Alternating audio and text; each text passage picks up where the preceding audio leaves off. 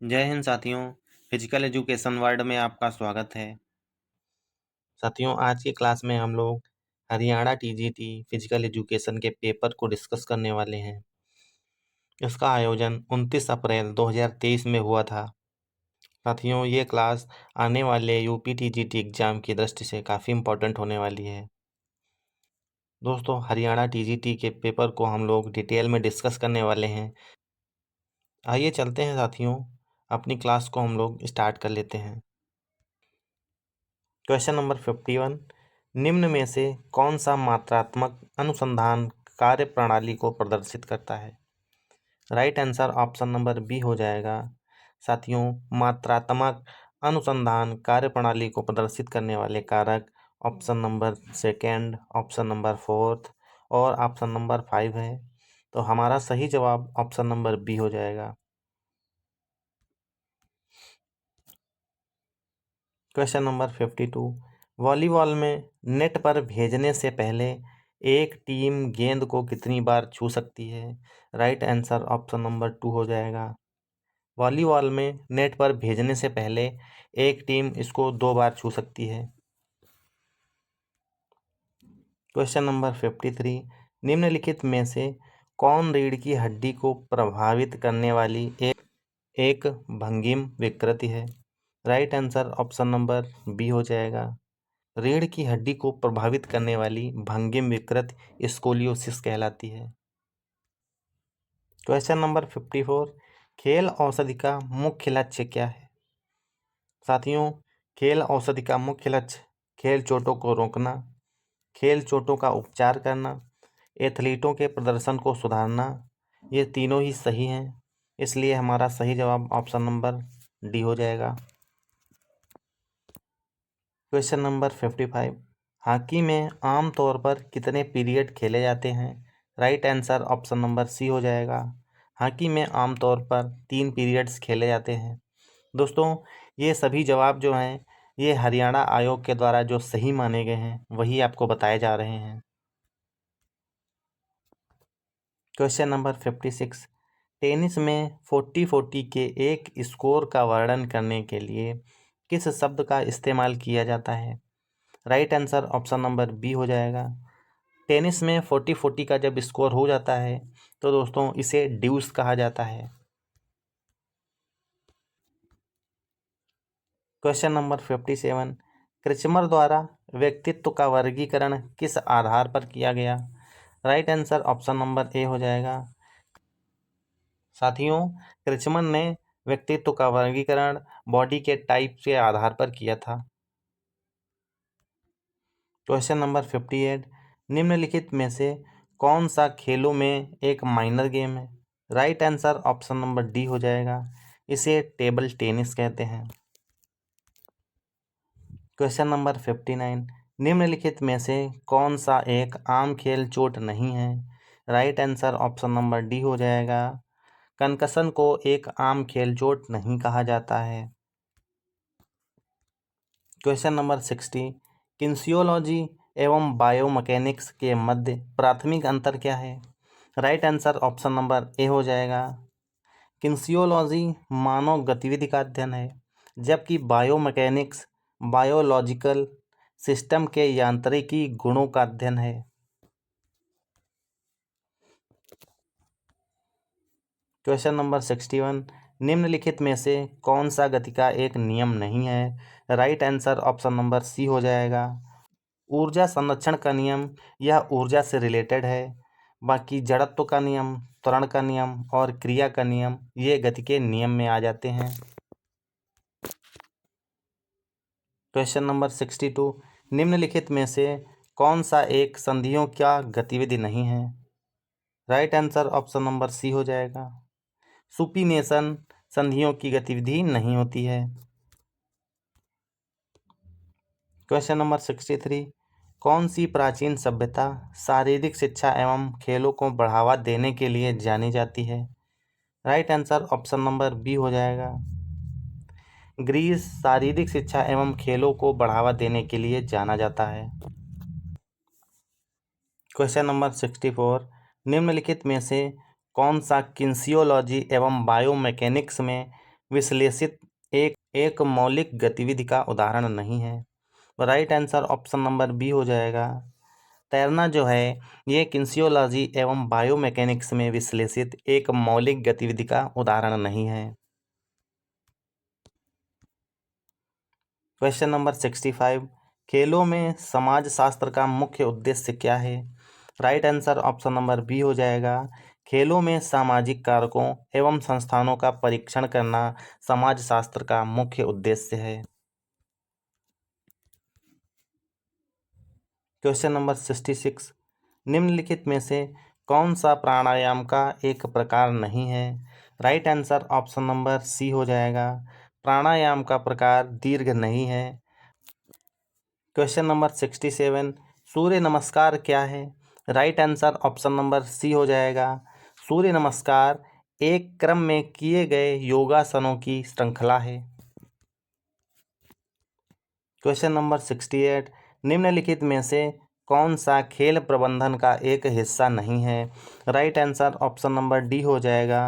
मौसम की स्थिति का प्रबंधन खेल प्रबंधन का एक हिस्सा नहीं है। क्वेश्चन नंबर 69, खेल नीतियों एवं नियमों का प्राथमिक कार्य क्या होता है? Right answer option number A हो जाएगा। खेल नीतियों एवं नियमों का प्राथमिक कार्य है स्वच्छ निष्पक्ष खेल को बढ़ावा देना। क्वेश्चन नंबर 70, निम्नलिखित में से कौन सा खेलों में वित्त प्रबंधन का एक हिस्सा नहीं है? सही जवाब ऑप्शन नंबर सी हो जाएगा। करारोपण खेलों में वित्त प्रबंधन का एक हिस्सा नहीं है। दोस्तों, करारोपण का मतलब हो जाता है टैक्स लेना या टैक्स लगाना। क्वेश्चन नंबर 71, निम्नलिखित में से कौन सा एक कारक है जिसका विचार खेल आयोजनों की योजना बनाने के दौरान नहीं किया जाना चाहिए? Right answer option number D हो जाएगा। कम दर्शकों की संख्या। क्वेश्चन नंबर 72, खेल प्रबंधन में जोखिम प्रबंधन की क्या भूमिका है? Right answer option number B हो जाएगा। वित्तीय हानि के जोखिम को कम करना ही जोखिम प्रबंधन की भूमिका होती है। क्वेश्चन नंबर 73, निम्नलिखित में से कौन सी खेलों में मनोविज्ञान की परिभाषा है? Right answer option number B हो जाएगा। खेलों में व्यवहार एवं मानसिक प्रक्रियाओं का अध्ययन करना खेलों में मनोविज्ञान की परिभाषा होती है। क्वेश्चन नंबर 74, इंट्राम्यूरल खेल निकायों का प्राथमिक कार्य क्या है? Right answer option number B हो जाएगा। एक ही संगठन के भीतर प्रतियोगिता का आयोजन कराना इंट्राम्यूरल खेल निकायों का प्राथमिक कार्य होता है। क्वेश्चन नंबर 75, खेलों में नेतृत्व गुणवत्ता क्या है? Right answer option number A हो जाएगा। संचार, निर्णय लेना, संघर्ष का समाधान और अनुकूलन क्षमता खेलों में नेतृत्व गुणवत्ता का समाधान है। क्वेश्चन नंबर 76, निम्नलिखित में से कौन सा खेलों में आधारभूत संरचना प्रबंधन का एक हिस्सा नहीं है? Right answer option number D हो जाएगा। प्रतियोगिताओं की योजना खेलों में आधारभूत संरचना प्रबंधन का एक हिस्सा नहीं है। क्वेश्चन नंबर 77, खेल प्रशिक्षण समयकरण का क्या उद्देश्य है? Right answer option number C हो जाएगा। प्रशिक्षण तीव्रता एवं आयतन समय के साथ बदलना खेल प्रशिक्षण का मुख्य उद्देश्य है। क्वेश्चन नंबर 78, निम्नलिखित में कौन सा प्रशिक्षण मोड डिजाइन किया गया है? एक एथलीट के गति, चपलता एवं वेग को बढ़ाने या सुधारने के लिए। Right answer option number B हो जाएगा। एक एथलीट की गति, चपलता एवं वेग को बढ़ाने एवं सुधारने के लिए प्लायोमेट्रिक प्रशिक्षण का प्रयोग किया जाता है। क्वेश्चन नंबर 79, निम्नलिखित में से कौन सी प्रशिक्षण विधि की विशेषता उच्च तीव्रता के अंतराल के बाद आराम की अवधि है? Right answer option number B हो जाएगा। शक्ति प्रशिक्षण विशेष उच्च तीव्रता के अंतराल के बाद आराम की अवधि होती है। क्वेश्चन नंबर 80, खेलों के लिए तकनीकी तैयारी संदर्भित करता है। Right answer option number D हो जाएगा। खेलों के विशिष्ट कौशलों में खेलों के प्रभुत्व को संदर्भित करता है। क्वेश्चन नंबर 81, निम्नलिखित में से कौन सा राष्ट्रीय खेल पुरस्कार भारत में नहीं दिया जाता है। Right answer option number D हो जाएगा। रामनाथ गोयनका श्रेष्ठता पुरस्कार भारत में नहीं दिया जाता है। क्वेश्चन नंबर 82, शौकिया एवं पेशेवर खेलों के मध्य क्या अंतर है। Right answer option number D हो जाएगा। दोस्तों, ऑप्शन नंबर ए, बी और तीनों सही हैं। पेशेवर एथलीटों को भुगतान किया जाता है, जबकि शौकिया एथलीटों को नहीं। ये सही है। ऑप्शन नंबर बी, शौकिया एथलीटों से पेशेवर एथलीट ज़्यादा कुशल होते हैं। ये भी सही है। ऑप्शन नंबर सी, शौकिया एथलीट किसी भी खेल में भाग ले सकते हैं, जबकि पेशेवर एथलीट सिर्फ विशिष्ट खेलों में ही भाग ले सकते हैं। ये भी सही है। राइट आंसर हमारा ऑप्शन नंबर डी हो जाएगा। क्वेश्चन नंबर 83, खेलों पर डोपिंग का क्या प्रभाव पड़ता है। Right answer option number C हो जाएगा। साथियों, डोपिंग क्या करता है, प्रतियोगिता की निष्पक्षता को ये कम कर देता है। क्वेश्चन नंबर 84, निम्नलिखित में से कौन सा एथलेटिक्स में एक फील्ड इवेंट है। Right answer option number C हो जाएगा। हर्डल्स एथलेटिक्स में एक फील्ड इवेंट है। क्वेश्चन नंबर 85, निम्नलिखित में से कौन सा चपलता के विकास के लिए एक विशिष्ट प्रशिक्षण प्रोग्राम है। चपलता के विकास के लिए विशिष्ट प्रशिक्षण प्रोग्राम प्लायोमेट्रिक है। Option number B right answer हो जाएगा। क्वेश्चन नंबर 86, निम्नलिखित में से कौन सा शारीरिक शिक्षा का एक समाजशास्त्रीय आधार है। Right answer option number B हो जाएगा। शारीरिक शिक्षा का एक समाजशास्त्रीय आधार संस्कृति को कहा जाता है। क्वेश्चन नंबर 87, निम्नलिखित में से कौन सा खेल प्रशिक्षण का एक सिद्धांत नहीं है। Right answer option number D हो जाएगा। यादृच्छिकरण खेल प्रशिक्षण का एक सिद्धांत नहीं है। क्वेश्चन नंबर 88, शुद्ध क्रियाएं क्या हैं। Right answer option number C हो जाएगा। शुद्धि क्रियाएं सफाई अभ्यास की एक श्रेणी हैं। क्वेश्चन नंबर 89, सोमैटोटाइप पर व्यक्तित्व आधारित वर्गीकरण को प्रस्तावित किया गया था। Right answer option number A हो जाएगा। सोमैटोटाइप व्यक्तित्व आधारित वर्गीकरण विलियम सेल्डन के द्वारा प्रस्तावित किया गया था। क्वेश्चन नंबर 90, निम्नलिखित में से कौन सा मनोवैज्ञानिक कारक खेल प्रदर्शन को प्रभावित कर सकता है। Right answer option number A हो जाएगा। आत्मविश्वास ये मनोवैज्ञानिक कारक है जो खेल को प्रभावित कर सकता है। क्वेश्चन नंबर 91, फ्रांज नचटेंगल के विचारों से किस देश की शारीरिक शिक्षा व्यवस्था प्रभावित थी। Right answer option number B हो जाएगा।